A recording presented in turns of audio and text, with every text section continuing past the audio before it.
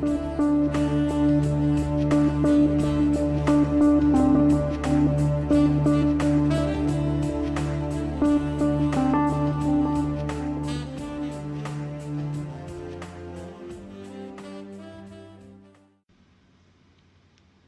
and welcome back to the Science Fiction Affliction. I'm your host, Jay Oldenkamp, and today we're going to talk about Orville, the new hit TV show that came out on Fox. That's been created and stars Seth MacFarlane. Along with that, I'll talk a bit about Futurama and Galaxy Quest, since they're both kind of related to the Orville. Oh, and I'm here. And a lot of Kien here. He will offer input. I'm sorry, Kien. It's fine. No, hey, what's up? I'm Kien. I'm here. Anyway, let's get straight to Orville. There was 2 episodes that have been out so far. The first one premiered last Sunday, which was Old Wounds, a pilot episode, and I liked it for the most part. The humor was good. There was some parts where it felt like forced and it was like kind of weird with the humor, but other times it was just on point and really funny. And there's the Orville is very much parodying Star Trek, and I like that. Like Galaxy Quest did that, and Galaxy Quest did really well with that.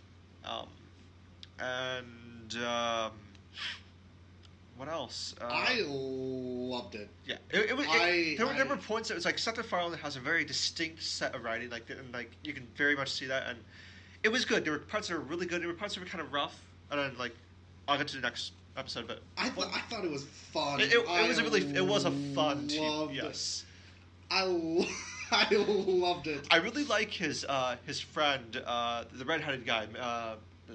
Lieutenant, I have the list. Lieutenant Gordon Malloy. Yeah, Malloy. Yeah. That's Steve from American Dad.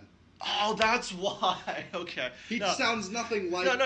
But it's crazy. Yeah, but it's just his opening. You just find he's fighting this orc dude in. He's like made of VR samurai armor.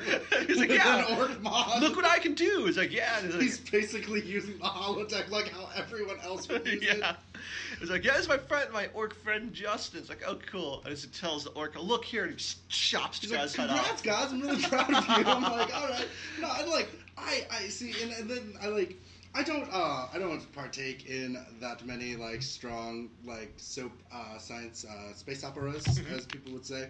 But the space operas I like is what I like. I love the Guardians concept. Mm-hmm. I loved how Galaxy Quest worked out. Yes.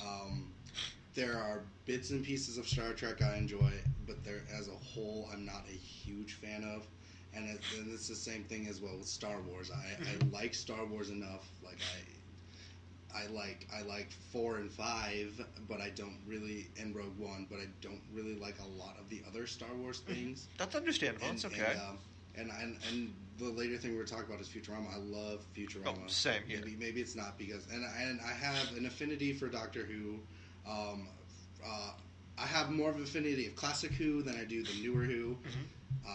I like 9 from the new Who and 12, but the other 2 I'm not as. No, that's understandable. They're like 9 and 12. 9 was I like 9 and 12 a lot because they were both kind of no nonsense, and I just wanted to get to it. Right, and that's where my problem with how Doctor Who has worked, and I feel like they've learned after after 11 is that I can understand wanting a pretty Doctor. Yeah. I get that, but at the same time, I don't think their stories were as to me get me more because I don't like the whole I'm whimsical and all this. See, I like the more grounded storytelling. I didn't watch much of anything for classic Who at all, so I'm introduced to Who when it was with Eccleston as the Ninth Doctor, and that's how I'm fine with the Doctors. 9 and 12 are by far some of my favorites there, but 12 especially. Which is fine. Everyone has their own personal preference. Classic Who also does. Classic Who is also one of the ones where it is weird and whimsical, but for me, I think their stories It's the 80s, so that's Yeah, where that's I get true. like, That's... it looks like shit. It looks like crap. Like, it's kind of just like that. To correlate with the Orville, that is what I like about the Orville. It feels so retro. It feels very much like, very retro. to me, it feels very much like Next Generation Star Trek or whatever. It's just like that, but it has a retro feel, and you can tell like it's kind of bad props, but that's fantastic though.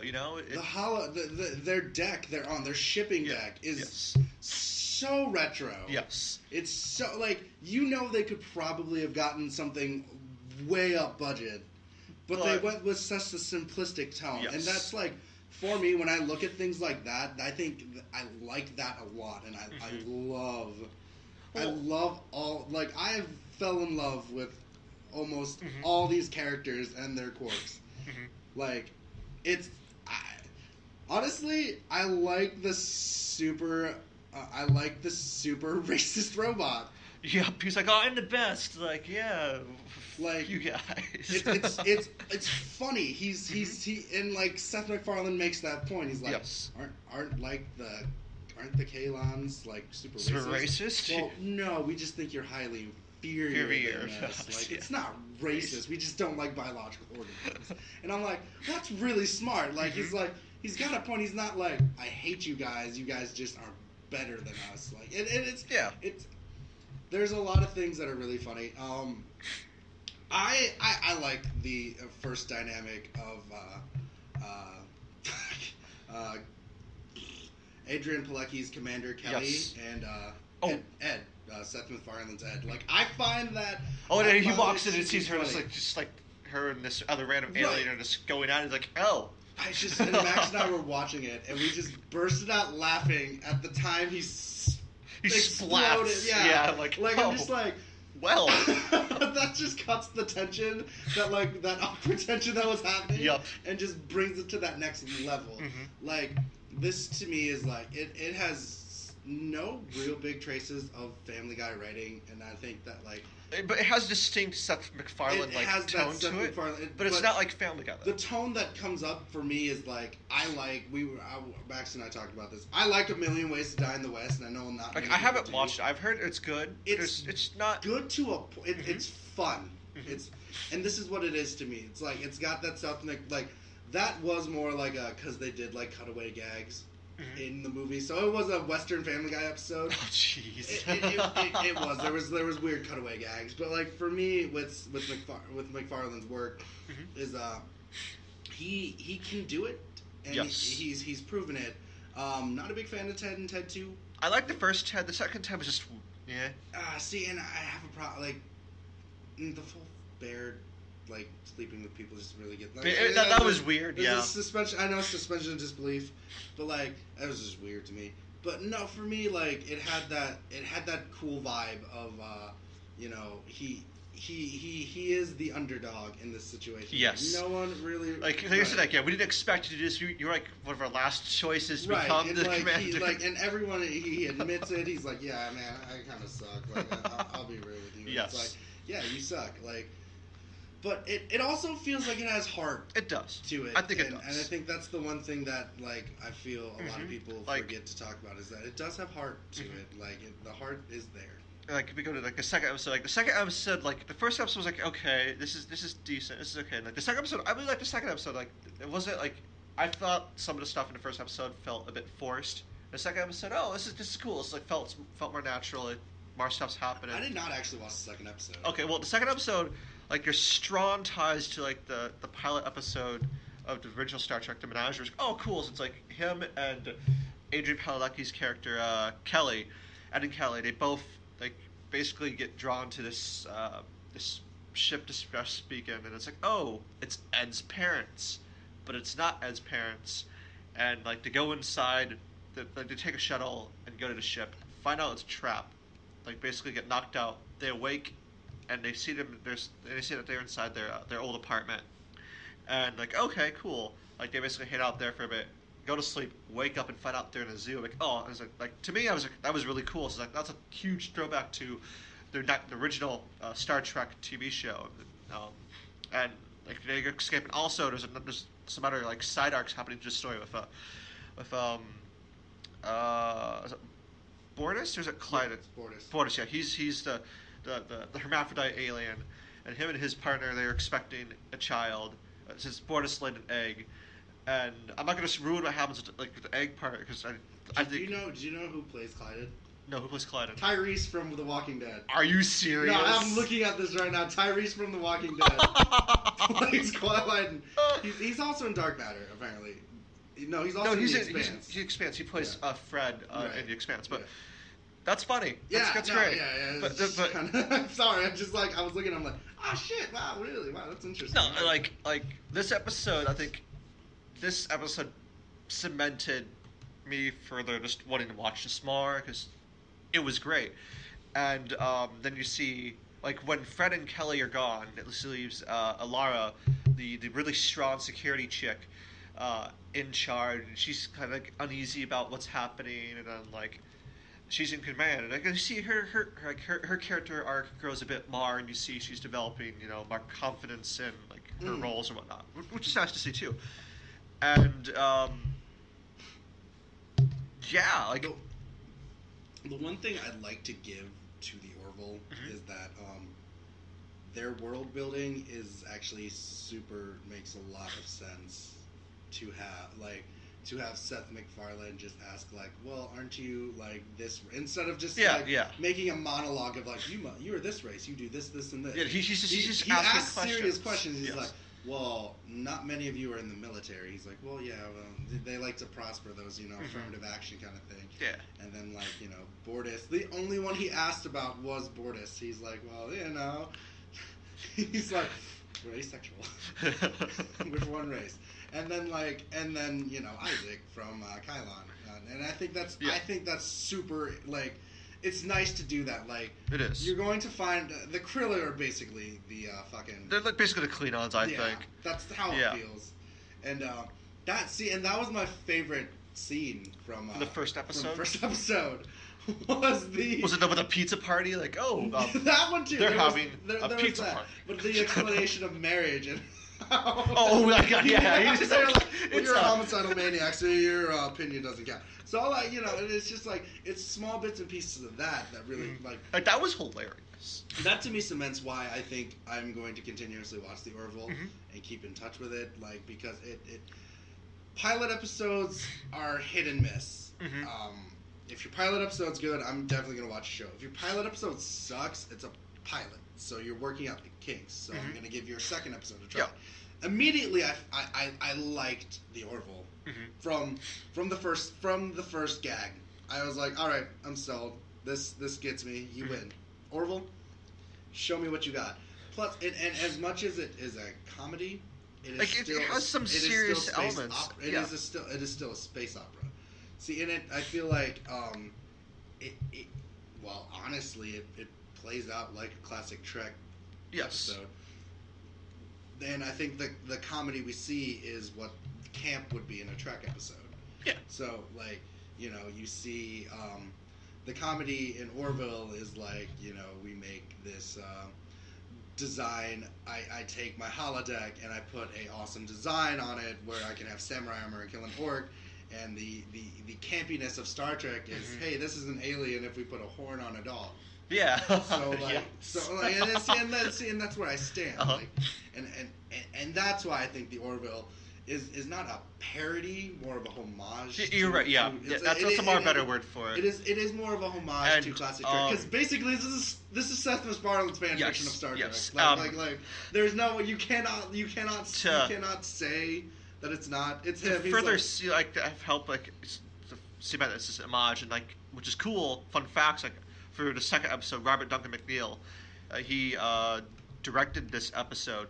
He worked on the Voyager TV show, and in the next episode, which is titled About a Girl, Brandon Braga, who was a huge influence on the Star Trek Next Generation and Enterprise and Voyager. Yeah, I see that.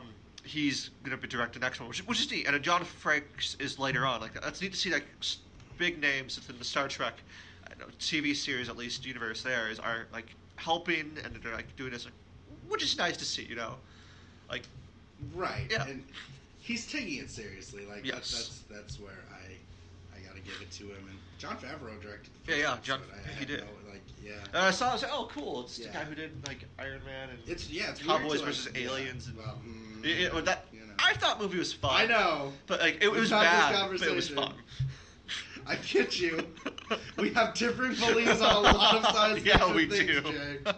I have given you shit about Jar Jar. Oh, I'm trying to just hold back on the whole like. It's an okay movie until the twist ending. I guess like where spoiler alert, Olivia, whatever the fuck her name is it's an alien. Yeah, see, and that's where it gets weird. Like it was fun besides that, and then I'm like, all right, this is getting weird. But any more thoughts on Orville, or? Man, I'm excited for it. Yeah, I am very much too. I gotta watch that second episode. The second episode leaves a nice like a twist. Like what? Right. From what you've told me, and like the homage is good. I want to take a look at it. Mm-hmm. I really think that this is gonna. I think this is gonna be a show that I'm gonna continue. Like I really hope that this like gets another season. At least it gets 2 seasons because I feel like it deserves 2 seasons. Mm-hmm. Depending on how it goes. Well, I mean, it came out in the fall, so that's right. Fall. This could either mean it gets only 13 episodes and then comes back next fall with a 23 episode run, or it gets the whole 22 episode run. You just with Fox, you just don't know. Mm-hmm. But with McFarlane having had numerous shows on Fox, there's a possibility this could be a 22 run episode. Mm-hmm. So you never know. Do you want to move on to Galaxy Quest or Futurama? Galaxy Quest. Yeah, Galaxy Quest. So like, I want to bring up Galaxy Quest again, like since the Orville. Like Galaxy Quest, is a very nice homage towards Star Trek, and I think Galaxy Quest is one of the best Star Trek films ever, and I think you would agree with that, wouldn't you, Kien? Oh God, yeah. Oh man, like the opening, like with part of like Galaxy Quest is like you see like the actors from like the TV show, like where they're at a panel and like they're getting like underpaid, like what's his face? Tim Allen's character is basically all like it's like the prima donna star, and like everyone's kind of sick of him, and like. And you see like the actors are kind of sick of their fans. Like, yeah, these guys are like dweebs, and some of them liked them, but and then later on you see like in the movie they find out like there's this alien race that transports them to their ship, and the guy who plays Monk in the TV what's his name, the Monk in the TV show. Oh fuck!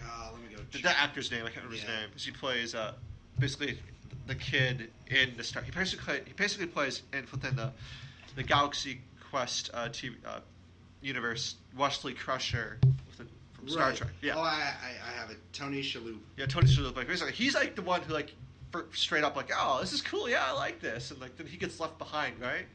Right. Yeah. Wait. No. Wait. Or then he gets picked up. Yeah, he gets left behind, and then he gets picked up. Right. Yeah. And like. Galaxy Quest was really well written. I think it was witty and funny, and again, it was just like kind of like some classic, like kind of bad prop like thing, but just like, oh, cool, they could use a bigger budget, but maybe they did. It's for me when I look at Galaxy Quest and I look at it like this, I look at it as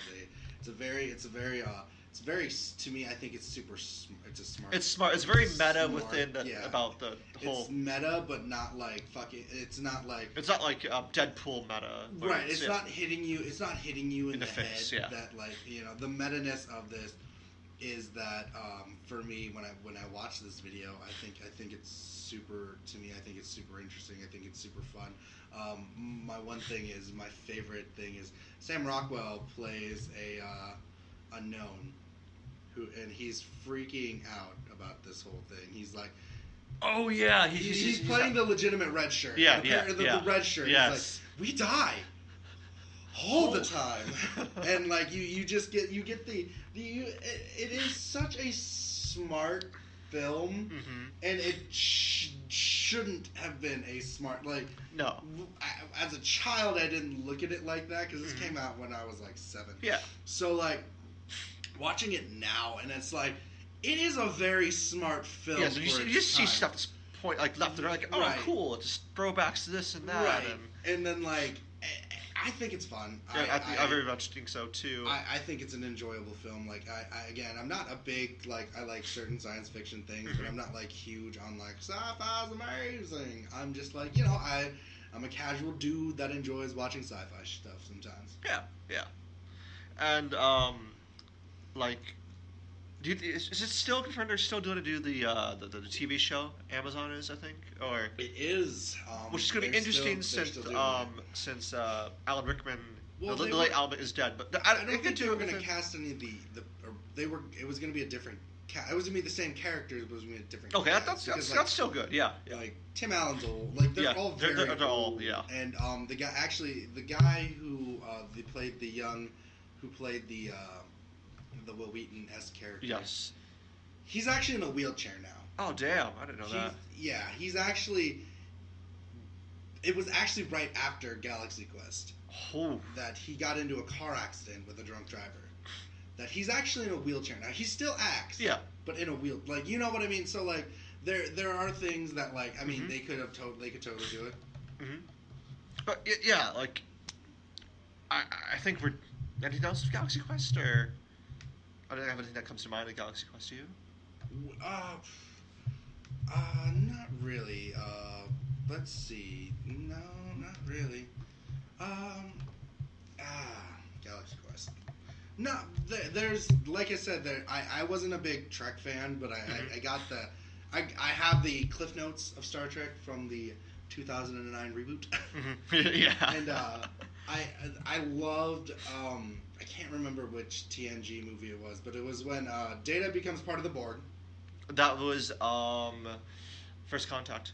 See, I love First Contact. That was really good. That's one of my favorite, like, science fiction movies of all time. Because it's just like they go back in time to with the First Contact with Zephyr Cochrane when he does the first warp travel to the Vulcans. See, oh cool, yeah, Earthlings are now capable of doing this. Let's go visit them. Yeah, right. And see, like, I love that movie. Mm-hmm. For me, like, again, I don't watch very much Star Trek. I don't even think, like, I'll watch Discovery if you want me to talk about it with you. Mm-hmm. But like, I'm not gonna like religiously be on Discovery. I don't know. I'm kind of apprehensive. Like, I want to watch it, but I'm kind of apprehensive. Like, and like, I know that you're big on the sci-fi dramas. The science fiction, the literal sci-fi dramas on sci-fi. That is rare to see. That is awesome to have nowadays. Yeah, it is. I don't. It doesn't. Most of that stuff really doesn't interest me as much. That's understandable. Whereas, like a lot of the things I enjoy watching are because I watch it. We go to a ton of movies. I like to watch just like dumb shows. No, dumb stuff like, is fantastic. I like dumb shows after watching, like, I don't know. I went to go see Mother the other day. Okay, how was that? I'll sit with after this. We'll sit and do a review on that because god damn. Oh. Yeah, it's fucked. Mm-hmm. But no, we can talk about Futurama because I love Futurama. Yeah, Futurama is like one of my favorite animated TV shows ever. First of all, Matt Groening and David X. Cohen, fantastic on it. It's been canceled, what, 3 times? Twice. It was because technically when it went to Cartoon Network, it was reruns. Oh yeah, you're right. It was reruns. And then they came out with TV movies, and then Comedy Central picked them up. You're right. Yeah. Like, it got canceled, and then just reruns continuous. Well, reruns played on both Cartoon Network and Comedy Central. Both. They did it for a while. Yeah, because they both had syndication. But then, I think Comedy Central still has it. Maybe I can't remember. Yes. No. Actually, that's I don't watch enough Comedy Central anymore. Because the reason why we still have the last 4 seasons of Futurama is because the syndication, because the rights of that season is from another company. Yeah. And the reason we don't have the first 6 seasons because of Fox. And I think it's because Fox owns that one, and then Comedy Central owns the rights to the other one. So that's why when fun fact, weird fact, because I also like to read into this stuff. Why I don't get cool shit on Netflix. They do all that stuff because of like it is rights are weird. Yeah. Just letting everyone know. It's convoluted. It's very convoluted. Nintendo, sorry. Pointing you out there. Put a copyright thing on one of our videos. Fuck Nintendo. Yeah.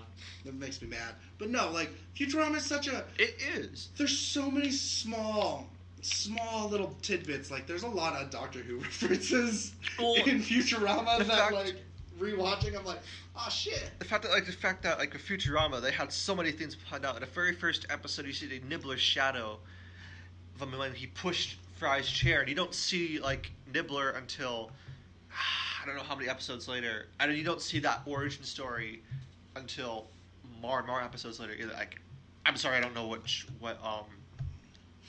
how long ago between those episodes are, but like they had this stuff planned out for a long time.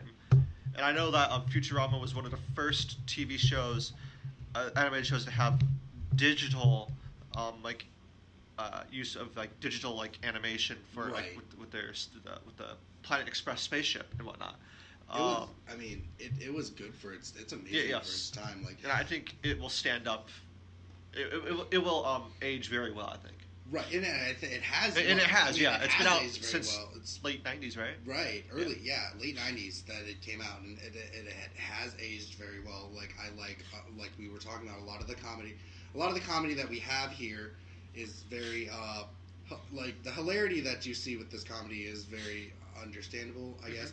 Where I really enjoy a lot of the humor that Professor Farnsworth has, and like good news, everyone. But it's not. Right, yeah, it's never good news. But like one of my favorite episodes is the Parallel Earth episode, where if you flip a coin, things change and things like that. Oh, and so like they get like that box. The box, yeah, and then like the multiple other box universes. I thought that was super interesting, and I think my favorite one out of the TV movies is Bender's Game, because I like the D&D parody. But the most heartfelt one is the first one. Is it the Scammers? And Fry has the time code on his ass, and Fry goes back in time and stays back in time. He ends up becoming the character he hates that's marrying Leela. Oh, okay. The guy who works at the Head Museum. Lars. He becomes Lars. And it's because it's an older Fry. Oh, yeah, you're right. Who went back in time and fell in love with a narwhal named Lilu. So, it has so much, like, the last seasons have a fuck ton of heart.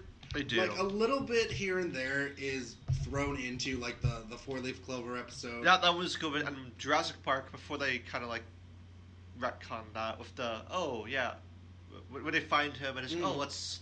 But no, I didn't like the second thing they did with that, but the first one was really good. The Four-Leaf Clover one? No. I mean, like, when they redid something for Jurassic Park where, like, he has the dog. I can't remember, since they did another one with the dog.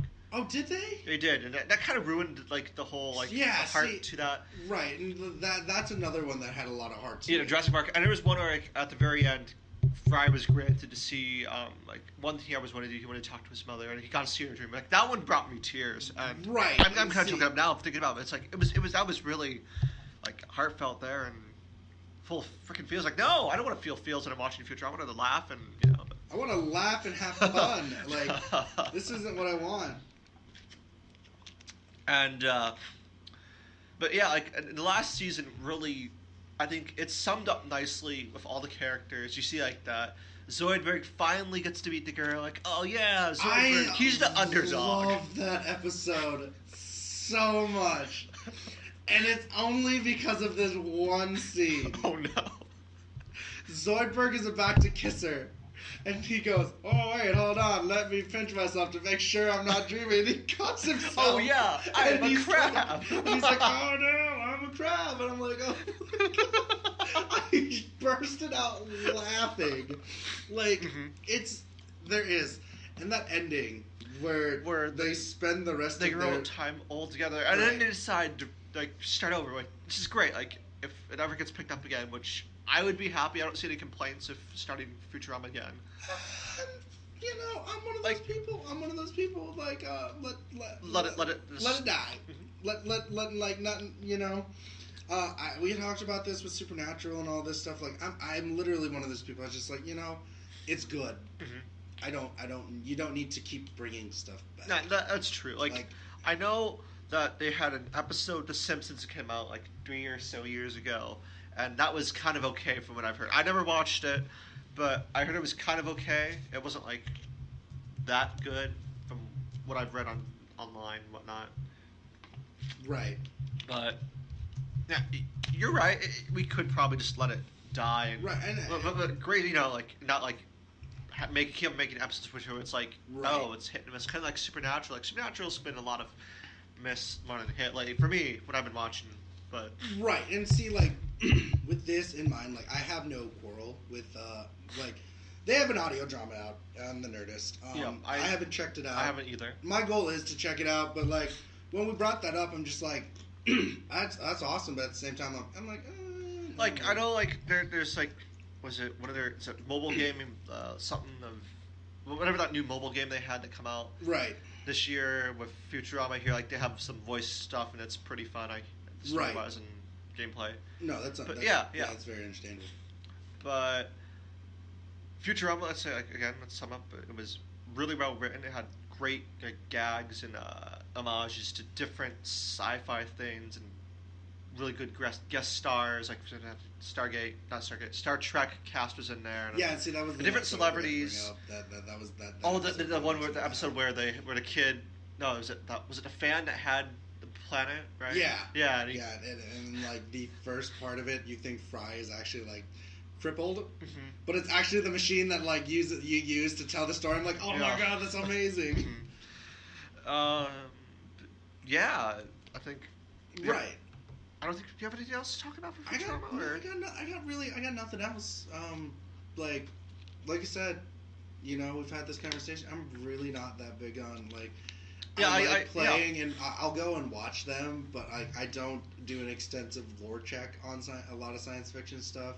Mm-hmm. A lot of high fantasy. I do a lot of high fantasy lore. Mm-hmm. Science fiction, like I think it's cool. There's some like I love the Terminator. I love Terminator I was love good. RoboCop. Yeah. Like I mean like if we're talking about like science fiction comedies, I love the Venture Brothers. I've yet to watch it. I know. That's on my to-do list. I've been told I need to watch that. So it's on Hulu. It's funny. So Okay. Jump on. They're bringing back Venture Brothers. I hear next year. Well, the thing. Okay, so before we go into this like weird animation, like, well, I guess like, actually, I kind of just want a Rick and Morty centric episode after season. Oh, did you watch? No, but like, yeah, that I would love to bring up Rick and Morty, but I feel like that should be a separate like thing after the season ends, which is perfectly fine. But just bringing up that animation to bring up anyone before we leave, and just like because I also like to talk about animation because like I love animation actually. Like animation is like my go-to jam.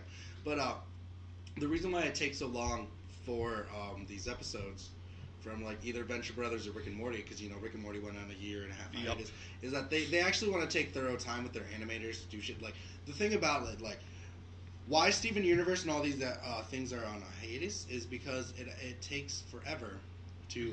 No, I'm not like I highly like support that. Right. It's good. Right.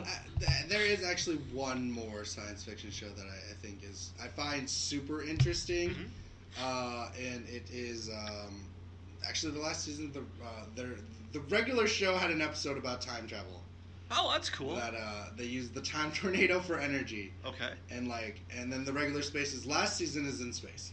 Okay. And it's a weird self-retrospecting season. I'm assuming it has like all the like original characters. Yes. That you see, the main characters at least. Right. Within And that. then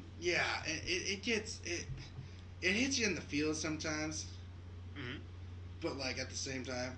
So like, is this like a one-off? Like, or is this like within the continuity of the TV show? Then I have not watched the regular show whatsoever. It's a continuity. It's the ending. It's the final season. Okay. All right. So you have anything else? No, I don't think I have anything else. But any of you listeners should like, subscribe, and share our links with Podbean or YouTube, and then check out our Facebook page. Yeah. Anything else, Kien? Yes. So, if you've all been wondering, Jesse has spent months working on the Tournament of Blood. Oh yes. And we would like to let you know about the Tournament of Blood. There's also we will drop a link down below to do the predictions. But also we would like to let you know we're also going to be doing this for the month of December, but instead of Christmas figures, we're doing action heroes. So, Let us know what action heroes you'd like to see from video games, movies, and television, and comics, and literature. That is what I wanted to talk about. We don't have the name for the tournament then, but we would like to keep doing these tournaments because we think it's fun to sit down and talk about shit. So, Don't forget, like Jay said, like, subscribe, and share on Facebook, Podbean, and our YouTube channel. Don't forget to check out our YouTube channel. We'll also have our podcast, but our YouTube channel also has Story Mode Saturday, The Ballad of LL Cool J. Oh, God. Yeah, Jay, you should watch it. It's pretty funny. I guess I'll check it out. Well, you are the main character, so... Oh, shit. All right, guys, have a good day.